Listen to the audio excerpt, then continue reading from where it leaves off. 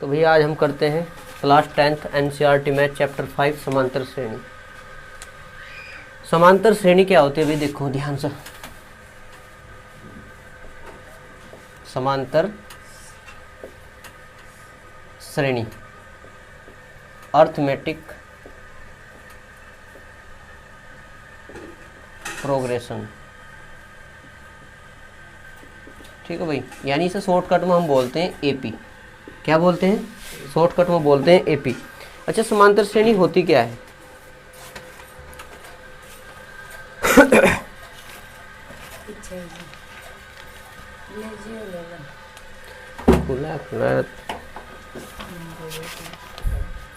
समांतर श्रेणी भाई, अगर हम बात करें समांतर श्रेणी की, देखो भाई समांतर श्रेणी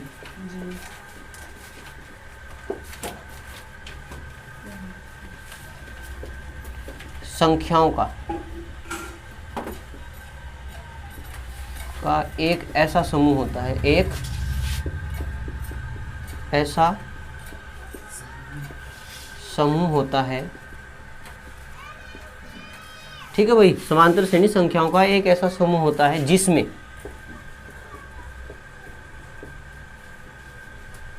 प्रत्येक पद अपने पूर्व पद में एक निश्चित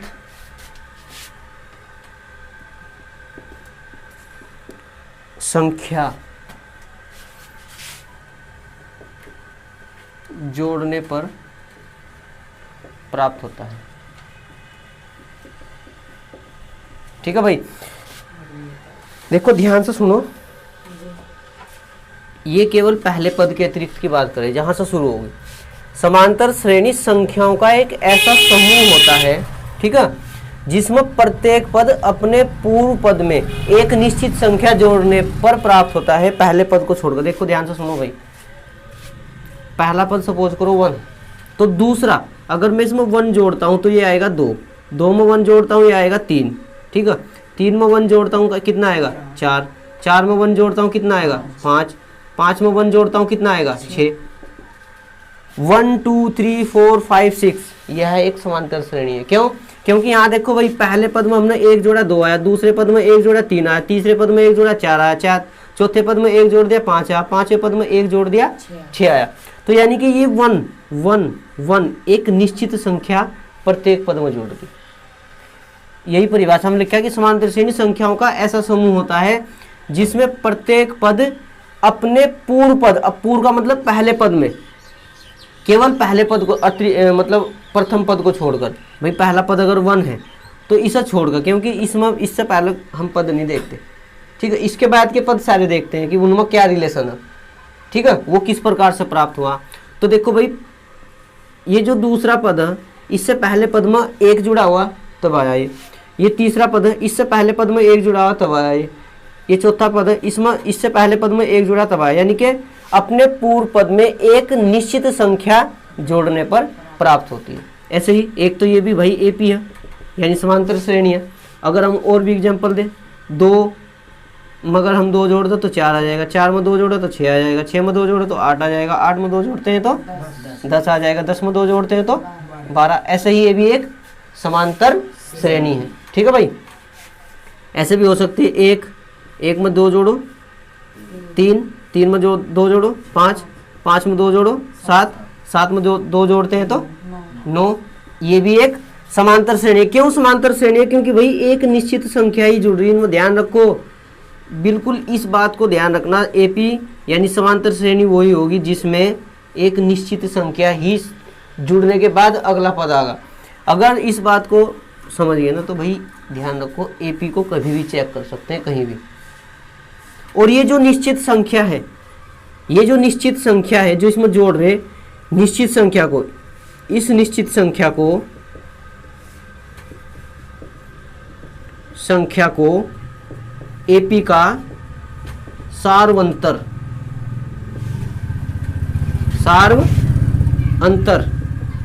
कहते हैं। क्या कहते हैं भाई? कहते हैं, सार्वंतर को हम डी से प्रदर्शित करते हैं। डिफरेंस कैसे निकलता है देखो ध्यान से सुनो। अगर मैं इन चीज़ों को ऊपर से मिटाऊं, हम केवल एपी की बात करें, एपी क्या है, अगर 2 में से 1 घटाए कितना आ जाएगा 1, 3 में से 2 घटाओ कितना आ जाएगा 3 में से 2 घटाएंगे तो 1, और भाई 4 में से 3 घटाएंगे 1, यानी कि इनका सार्वंतर यानी इन सभी का, ठीक है, इस पद में से उससे पहले वाला पद घटाना, यानी कि पहले वाला पद घटाएंगे तो सेम आएगा सबका, एक का अंतर है इनके बीच में। इन दोनों पदों को ले लो या फिर इन दोनों पदों को ले लो या फिर इन दोनों पदों को लो या फिर इन दोनों पदों को लो। तो इस प्रकार का जो संख्याओं का समूह होगा वो क्या कहलाएगा, एपी कहलाएगा। ठीक है, तो एपी क्या है भाई, संख्याओं का एक ऐसा समूह है जो अपने पहले पद में एक निश्चित संख्या जोड़ने प्राप्त होगा। ठीक है, अगर मैं यहाँ लिखता हूँ भाई 1 3 4 5 8 9 10, तो क्या ये एपी है? कैसे चेक करते हैं भाई, 3 में से इसे घटाएं कितना आ जाएगा, 3 माइनस 1 कितना आएगा 2, 4 में से 3 घटाओ कितना आएगा 1। अब देखो ये अलग है ये अलग है। जब इनका अंतर समान होगा, यानी इन दोनों पदों को घटाओ या फिर इन्हों या इन दोनों को, दो कोई से भी पद घटाओ समान आना चाहिए, तो उसे बोलते हैं सार्व अंतर, और ऐसी श्रेणी को बोलते हैं समांतर श्रेणी। ठीक है भाई, समझे या नहीं? चेक तो कर सकते हैं समांतर श्रेणी को। ये इसकी परिभाषा है, यहाँ से ध्यान रखेंगे इसकी परिभाषा, और ये नीचे बना तुम्हें सब समझा दिया। इसमें ध्यान रखो कि हम अगर समांतर श्रेणी चेक करना चाहेंगे तो केवल हम इस अंक का ध्यान रखेंगे कि भाई वो अंक जो है, वो जो संख्याएं हैं उनमें क्या डिफरेंट है, डिफरेंस क्या है उनमें, अंतर क्या है, इन दोनों का अंतर, यानी दो संख्याओं का अंतर चेक करते हैं। अगर वो समान हो तो फिर क्या होगा, वो एपी होगी, अगर समान ना हो तो फिर वो एपी नहीं होगी। तो भाई समांतर श्रेणी क्या होता है, संख्याओं की एक ऐसी सूची होती है जिसमें प्रत्येक पद अपने पूर्व पद में कोई निश्चित संख्या जोड़ने से प्राप्त होता है। ठीक है भाई, समांतर श्रेणी और इसका एक व्यापक रूप होता है भाई, समांतर श्रेणी का व्यापक रूप। समांतर श्रेणी का व्यापक रूप क्या होता है भाई, ए प्लस डी, ए प्लस 2d, ए प्लस 3d डैश ए प्लस n-1 ठीक है, जहाँ ए प्रथम पद, ए प्लस ऐसे लिखो, जहाँ प्रथम पद t1 इक्वल टू ए, दूसरा पद t2 equal to a plus d, तीसरा पद t3 equal to a plus 2d, चौथा पद t4 equal to a plus 3d। इसी प्रकार डैश यानी कि आगे चलता रहेगा ये, और nवां पद जो होगा वो हो जाएगा भाई tn या an भी बोलते हैं इसे, a plus n-1 into D. ठीक है भाई, जहाँ ये जो d है, जहाँ d जो है भाई वो सार्व अंतर है। क्या है भाई, सार्व अंतर, वो निश्चित संख्या है जो पूर्व पद में जोड़ने से दूसरा पद प्राप्त। तो भाई देखते हैं एक्सरसाइज 5.1 का क्वेश्चन नंबर 1। निम्नलिखित स्थितियों में से किन स्थितियों में संबंध संख्याओं की सूची एपी है और क्यों? भाई चेक करनी है जो नीचे लिखी हुई है स्थिति। तो भाई फर्स्ट है, पहले का क्वेश्चन नंबर 1 का फर्स्ट, प्रत्येक किलोमीटर के बाद का टैक्सी का किराया जबकि प्रथम किलोमीटर के लिए किराया 15 रुपये है और प्रत्येक अतिरिक्त किलोमीटर के लिए किराया 8 रुपये है। प्रत्येक किलोमीटर के बाद का टैक्सी का जो किराया है, ठीक है, प्रत्येक किलोमीटर का। अब देखो यहाँ ध्यान से पढ़ेंगे सर, प्रत्येक किलोमीटर के बाद का टैक्सी का किराया जबकि प्रथम किलोमीटर के लिए किराया 15 रुपये है। प्रथम किलोमीटर के लिए किराया कितना, 15 यहाँ लिखा चूंकि प्रथम किलोमीटर का किराया कितना है भाई, 15 रुपये। कितने हैं, रुपये 15, ऐसा लिखे जाए, ये रुपये का चिन्ह हो भाई, पैरेलल लग जाए। उसके बाद उसके बाद ये कह रहा है कि भाई जबकि इसमें क्या लिखा, और प्रत्येक अतिरिक्त किलोमीटर के लिए किराया 8 रुपये है। दूसरे किलोमीटर का किराया कितना, प्रत्येक अतिरिक्त किलोमीटर का किराया उसने 8 रुपये दिया। पहले किलोमीटर का किराया केवल 15 रुपये है। उसके बाद अगर वो दूसरा किलोमीटर चलेगा 8 और देने पड़ेंगे। पहले किलोमीटर का कितना हो गया 15 और दूसरे का 8 और जोड़ देंगे उसमें, तो पहले 2, यानी कि 2 किलोमीटर का किराया, 2 किलोमीटर का किराया भाई, प्रथम किलोमीटर का 15 और 2 किलोमीटर की बात कर रहा है, तो भाई 15 तो पहले किलोमीटर का होगा और दूसरे किलोमीटर का कितना होगा 8, तो टोटल कितना होगा 23 रुपये देने पड़ेंगे 2 किलोमीटर के। फिर 3 किलोमीटर का किराया, 3 किलोमीटर का किराया कितना भाई, पहले किलोमीटर का 15, दूसरे का 8, तीसरे का फिर 8 भाई, पहले 3 किलोमीटर हो गए ना, 1 किलोमीटर का 15, दूसरे का 8, तीसरे का फिर 8। अतिरिक्त किलोमीटर का जो किराया वो 8 रुपये दे रखा है उसने। 23 और 8 कितने होंगे भाई, 31। फिर इसी प्रकार 4 किलोमीटर का किराया कितना होगा, 15 + 8 + 8 + 8, या ध्यान से सुनो भाई, ऐसे देखो ये क्या था, इतना तो पहले भी था ये, तो इसकी जगह 23 रखेंगे, 23 प्लस, यानी इसे लिख सकते हैं 23 + 8 बराबर 31। समझे।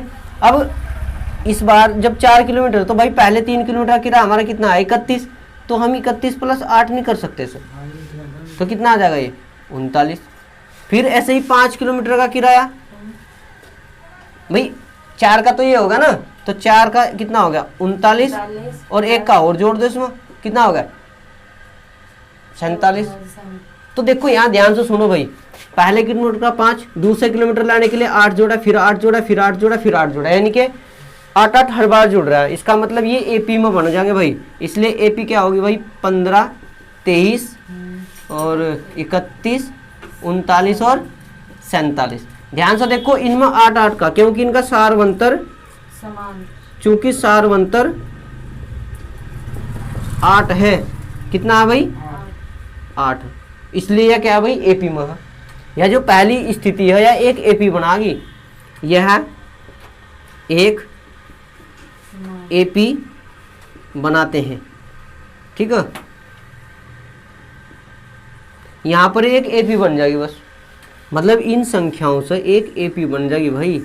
अगर हम बात करें इन संख्याओं को अगर इस प्रकार से लिख लो तो यहाँ से एक एपी बन जाएगी। तो इसका मतलब ये है कि जो यह पहली कंडीशन लिखी हुई है ये एक एपी में है। जितनी भी यह स्थिति अगर हम इन्हें शो करें 15, 23, यानी प्रत्येक किलोमीटर का जो किराया है उसे अगर हम शो करें तो वो एक एपी में बन जाएगा, ठीक है।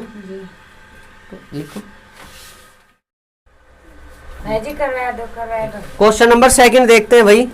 देखो भाई हमें सीखने के लिए तो सब कुछ करना पड़ेगा, तो क्या करते हैं, किसी बेलन में उपस्थित हवा की मात्रा जबकि वायु निकालने वाला पंप प्रत्येक बार बेलन की शेष हवा का 1/4 बाहर निकाल देता है। देखो भाई एक बेलन है जिसमें हवा की मात्रा, हवा की मात्रा है, तो देखो भाई मानते माना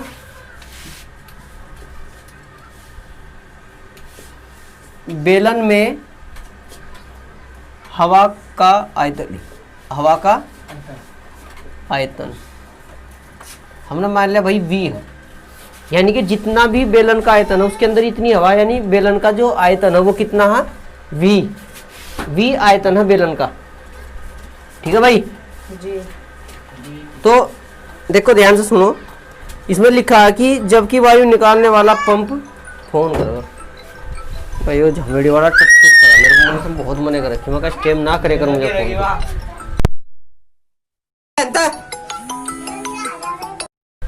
फर्स्ट का क्वेश्चन नंबर 2 देखते हैं भाई। तो क्या था भाई, किसी बेलन में उपस्थित हवा की मात्रा जबकि वायु निकालने वाला पंप प्रत्येक बार बेलन की शेष हवा का 1/4 बाहर निकालता है। भाई एक वायु निकालने वाला पंप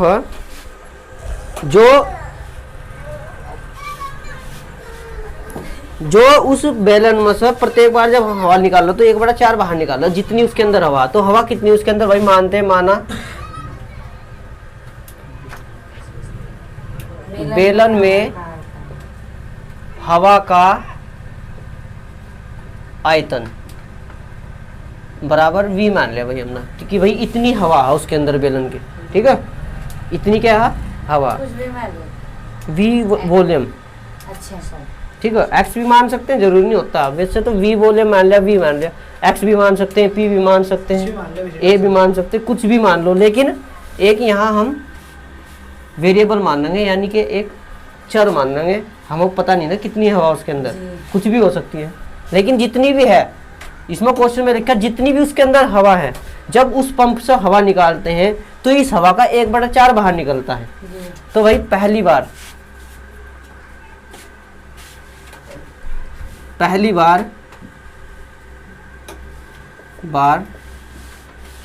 पंप द्वारा बाहर निकाली गई हवा,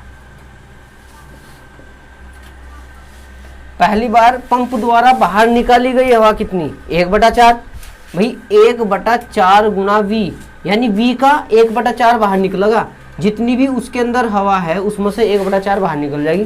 तो अब शेष हवा कितनी बचेगी, अब शेष हवा कितनी रही उसके अंदर भाई, शेष हवा भाई टोटल उसमें इतनी थी, अब उसमें तो इतनी निकल गई, ठीक है। तो ये आ जाएगा भाई 4 × 4V - V/4, यानी कि 3V/4 आ जाएगा। अब इतनी हवा उसके अंदर, अब दूसरी बार वो इसमें से नहीं इसमें से निकाल लगा हुआ, जितनी उसमें बचेगी इतने उसमें ही निकाल लगा हुआ उसकी, ठीक है भाई। तो क्या होगा, दूसरी बार पंप द्वारा बाहर निकाली गई हवा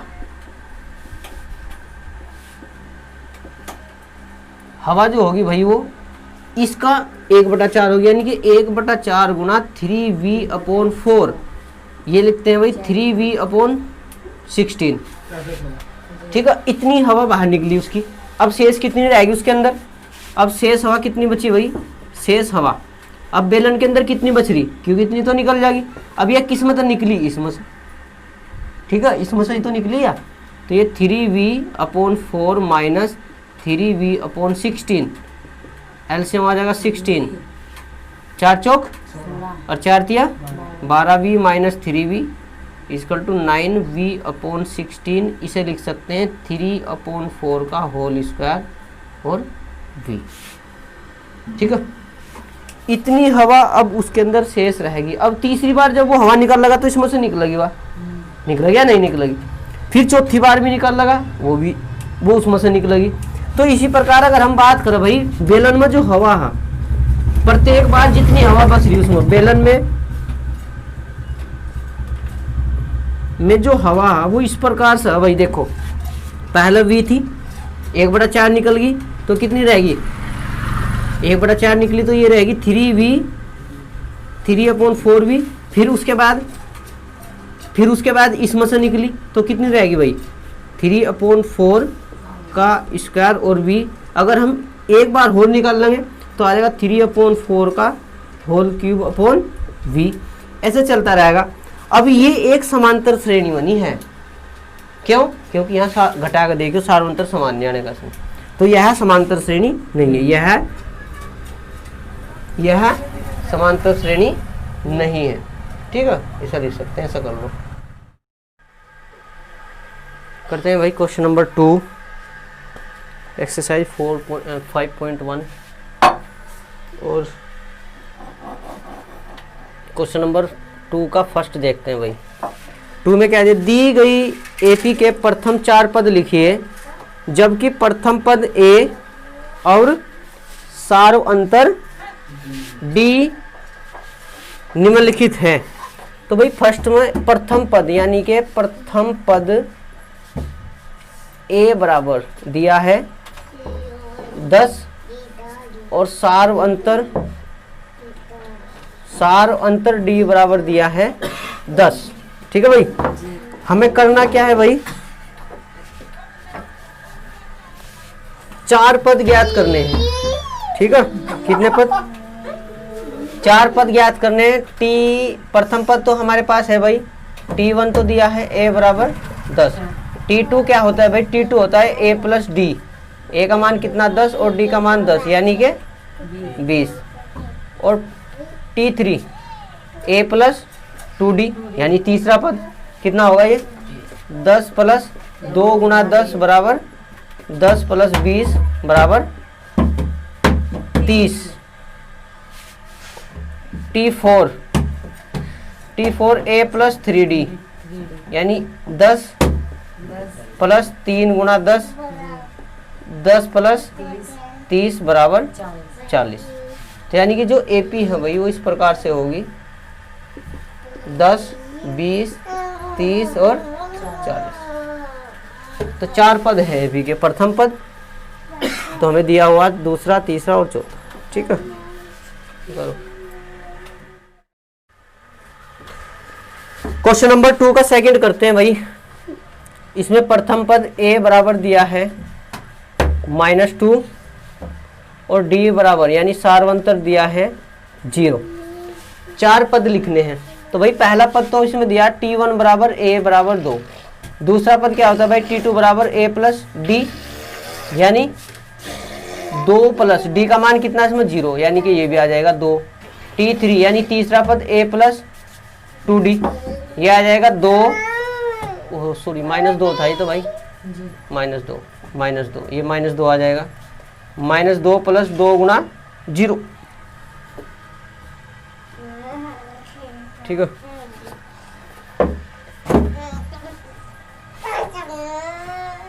ये 0 आ जाएगा। -2 प्लस 0 इक्वल टू -2।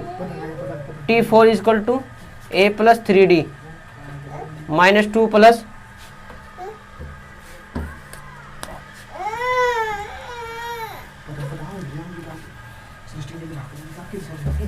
3 गुणा 0 यानी -2 प्लस 0 बराबर -2। तो यहाँ से भाई चारों पद आ जाएंगे। ये t1 भी -2, t2 भी -2, t3 भी -2, ये भी यानी कि AP जो बन जाएगी वो ऐसी होगी -2, -2, -2, -2। ठीक है भाई, इस प्रकार से AP ज्ञात कर लेंगे। क्वेश्चन नंबर 3 देख लो तुम पहले।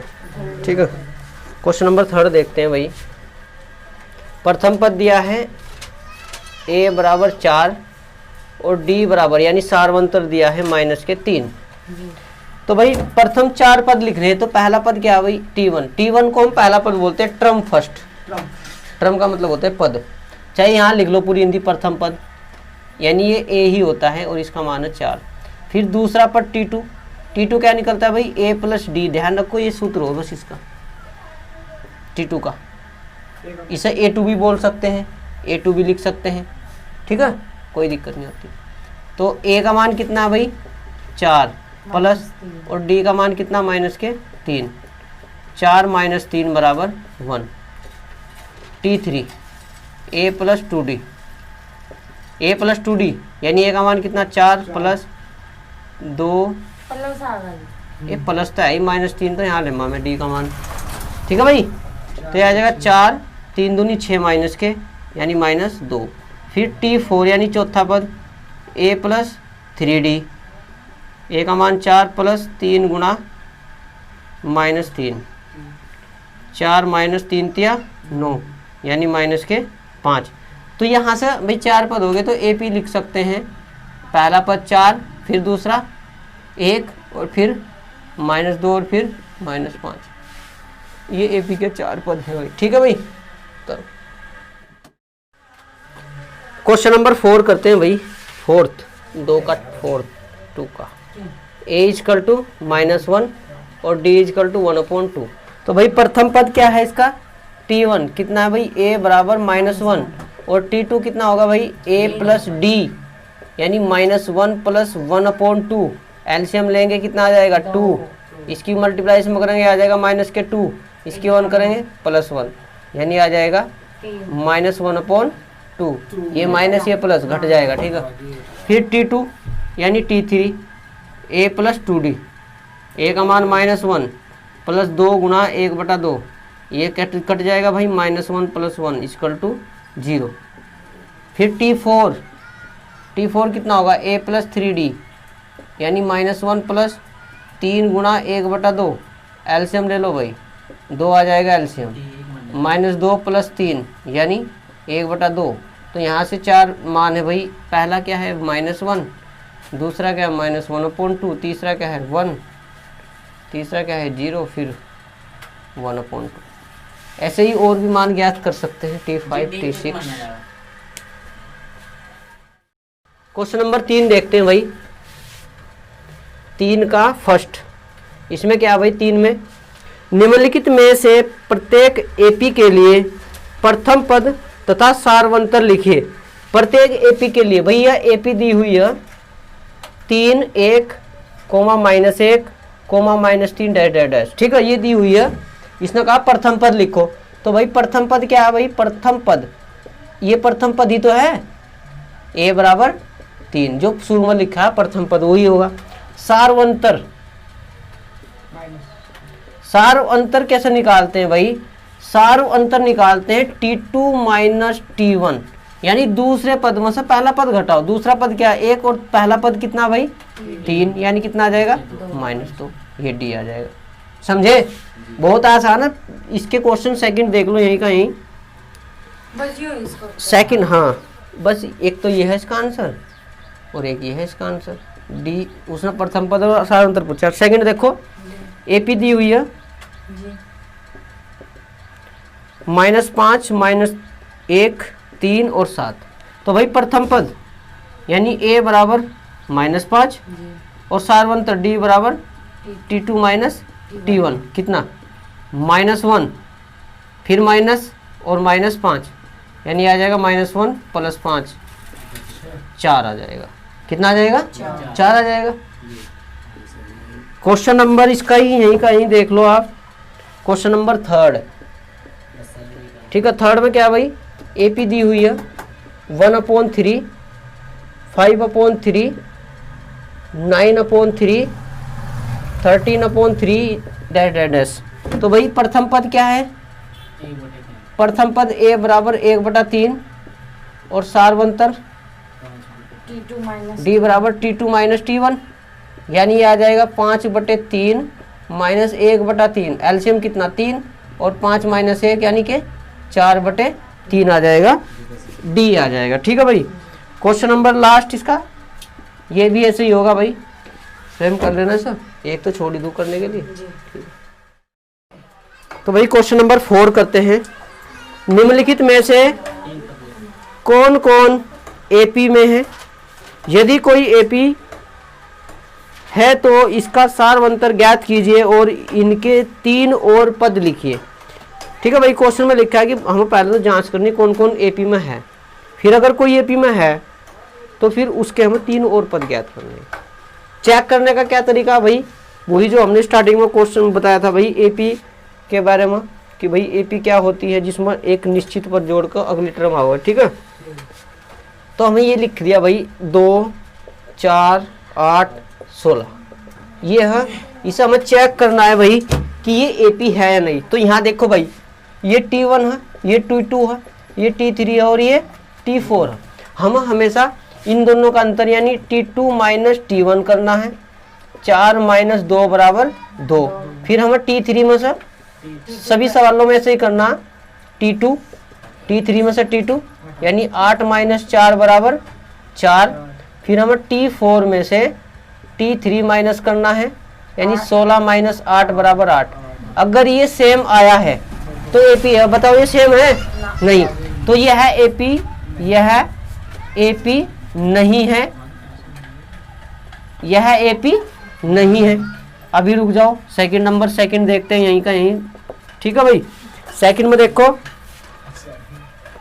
2, 5/2, 3, 7/2 डैश डैश डैश। करना क्या वही भाई, ये T1 है, ये T2 है, ये T3 है और ये T4 है यानी टर्म 4। हमें निकालना T2 - T1 = 5/2 - 2, एलसीएम लेंगे 2 एकम 2 आ जाएगा एलसीएम, और ये आ जाएगा 5, 5 एकम 5, और ये 2 दूनी 4, यानी कितना आ जाएगा 1/2। फिर T3 माइनस T2, T3 कितना भाई 3 माइनस 5/2, इनका एलसीएम लेंगे कितना आ जाएगा 2, 3 दूनी 6 माइनस 5 एकम 5, कितना आ जाएगा 1/2। फिर T4 minus T3 7/2 minus 3, LCM लेंगे कितना आ जाएगा 2, 7 एकम 7 माइनस 3 दूनी 6, एक पकड़ लेना जाएगा उसे, ठीक है। अब देखो ये समान है,